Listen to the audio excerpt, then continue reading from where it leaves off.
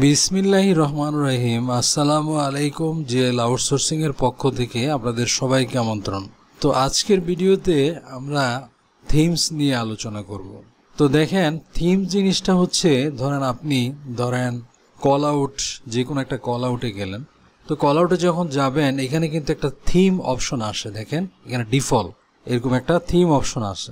তো থিমের ব্যাপারটা হচ্ছে যে আপনি নির্দিষ্ট এই যে এখান থেকে যে আইটেমগুলো নেবেন, অর্থাৎ আপনার লাইব্রেরি অথবা অ্যানোটেশন, এই সমস্ত ক্ষেত্রে আপনি যে এলিমেন্টগুলো নেন, অর্থাৎ যে এলিমেন্টগুলো নেওয়ার পরে দেখবেন যে এখানে বিভিন্ন রকমের কারেকশন আসে এবং থিম অপশনটা আসে। তো এই থিমটা আপনার কি কাজ সেটা আমরা দেখব। অর্থাৎ এই থিমটা আপনি যখন একটা এলিমেন্ট নেবেন, সেই এলিমেন্টের মধ্যে আপনার কালার থাকে, আপনার টেক্সটের কালার থাকে এবং টেক্সটের বিভিন্ন ফন্ট থাকে, সাইজ থাকে। তো দেখা যায় আপনি যদি একটা থিম যদি রেডি করে রাখেন, তাহলে ওই থিমের মধ্যে আপনার কালার কি হবে, আপনার ফন্ট সাইজ কত হবে, ফন্ট কি হবে, আপনি শুধু জাস্ট ওইটা ক্লিক করলেই আপনার ওইটা চেঞ্জ হয়ে যাবে। ধরেন এইটা ডিফল্ট একটা আপনার কল আউট আসছে। এখন মনে করেন এখানে থিমটাও ডিফল্ট আছে। এখন আমি যদি দেখেন, আমি একটা কিন্তু থিম তৈরি করে রাখছি। এটা যখন ক্লিক করব, দেখেন এইটার কিন্তু আপনার সব কিছু চেঞ্জ হয়ে গেছে। তো এইগুলো আমরা বারবার এডিট না করে আমরা একটা থিম তৈরি করে, অর্থাৎ কাজগুলোকে সহজে করার জন্য আমরা এরকম করতে পারি। ধরেন আমরা এই কল আউটটা, বা ধরেন আপনি যে কোনো লেখা আপনি চাচ্ছেন, ধরেন এই যে এখানে একটা লেখা, এই লেখাটা মনে করেন আপনি যে কোনো টেক্সট লিখবেন, টেক্সটের ডিজাইনটা কি হবে। তো আপনি এখান থেকে দেখেন আমরা একটা থিম একটা ডিজাইন করি। ধরেন এখান থেকে ম্যানেজ থিম, এখান থেকেও যেতে পারেন, অথবা এইখানেও কিন্তু অপশন আছে এই যে ম্যানেজ থিম।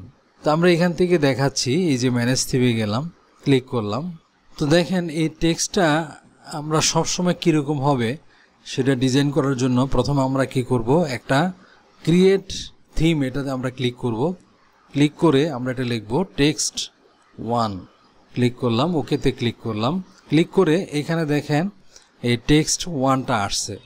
এখন আমি চাচ্ছি যে এটার কালারটা কি হবে, ব্ল্যাক হবে। এই যে ব্ল্যাক দিয়ে দিলাম, দেখেন এখানে কিন্তু দেখাচ্ছে ব্ল্যাকটা। তারপরে দেখেন এখানে ফ্রন্ট কালারটা ফ্রন্টটা আমরা দিব, ধরেন ফ্রন্টটা আমরা এটা দিব, দিয়ে আমরা এখন এটাকে সেভ করলাম। সেভ করার পরে দেখেন আমরা এখন এই টেক্সটটাকে সিলেক্ট করলাম।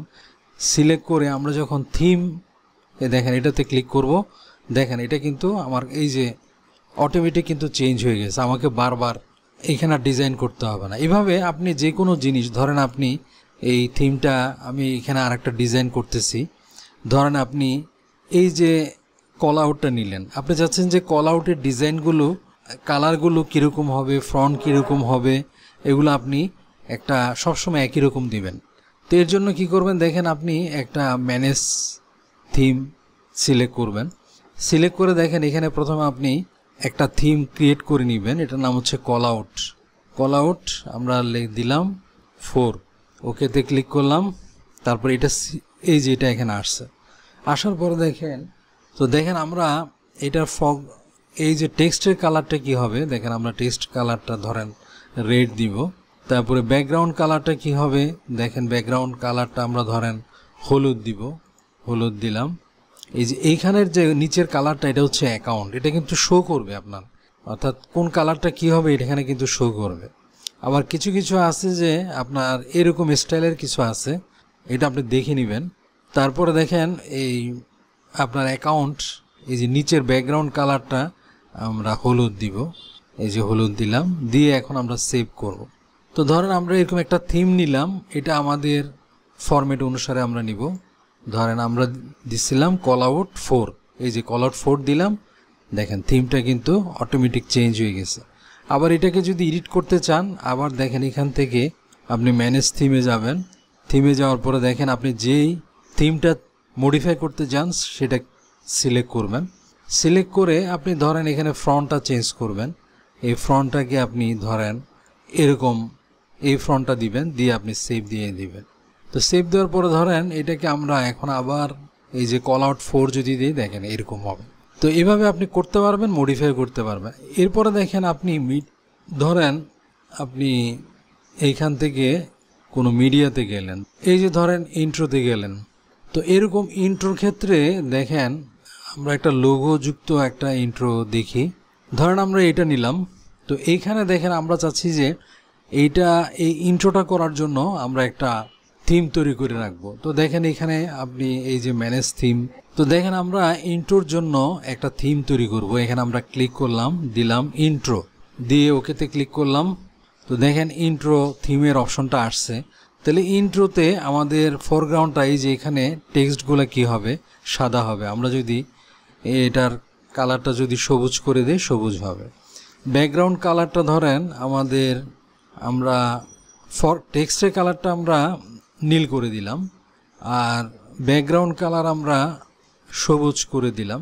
তারপর এইখানের যে কালারটা আছে অ্যাকাউন্টের কালার, এটার কালারটা আমরা সবুজ করে দিলাম, এটার কালারটা আমরা সবুজ করে দিলাম, দিয়ে এখন সেভই দিয়ে দিলাম। এরপরে দেখেন লোগো, এরপরে দেখেন আমরা ফ্রন্টটা দিব, ফ্রন্ট দিব ধরেন এটা, ফ্রন্ট দিব এটা, এরপরে লোগো দিব, আমরা একটা লোগো ব্রাউজ করে দিচ্ছি, কারণ ইন্ট্রোর ক্ষেত্রে আমাদের অনেক সময় লোগোর দরকার হয়। তো আমরা একটা লোগো দিচ্ছি, তো লোগোটা এখানে আসছে, আমরা সেভ করে দিলাম। তো দেখেন এই যে ইন্ট্রোটা এখানে কিন্তু থিম অপশনটা দেখাইতেছে। তো যে আপনার এলিমেন্ট এখান থেকে আপনি নেবেন, সেই এলিমেন্টগুলোতে যদি থিম অপশনগুলো দেখায় তাহলে কিন্তু আপনি থিম দিয়ে আপনি চেঞ্জ করতে পারবেন। তো দেখেন এখানে আমি থিমটা ইউজ করব, দেখেন এই যে ইন্ট্রো থিমটা ইউজ করব। আমি যখন এখানে ক্লিক করব, দেখেন এখানে কিন্তু আমার সব কিছু চেঞ্জ হয়ে গেছে, দেখেন এখন চেঞ্জ হয়ে গেছে। তো এরপরেও কিন্তু আপনি এখান থেকেও কিন্তু আবার আপনি মডিফাই করতে পারবেন। আপনি যে থিমটাই নেন এখান থেকে আবার এগুলো যদি আপনার মডিফাই করতে চান, এখান থেকে মডিফাই করতে পারবেন। যেমন মনে করেন এই যে আমরা এই থিমটা ব্যবহার করলাম, ইচ্ছা করলে এটার দেখেন এখান থেকে মডিফাই করতে পারবেন, আবার কালারটাও চেঞ্জ করতে পারবেন। তো আশা করি আপনারা থিম সম্পর্কে মোটামুটি ভালো ধারণা পাইছেন। তো আজ এ পর্যন্তই, পরবর্তী ভিডিওতে আমরা অন্যান্য বিষয় নিয়ে আলোচনা করব। ভিডিওটি যদি ভালো লাগে চ্যানেলটি সাবস্ক্রাইব করবেন, লাইক শেয়ার কমেন্ট দিবেন।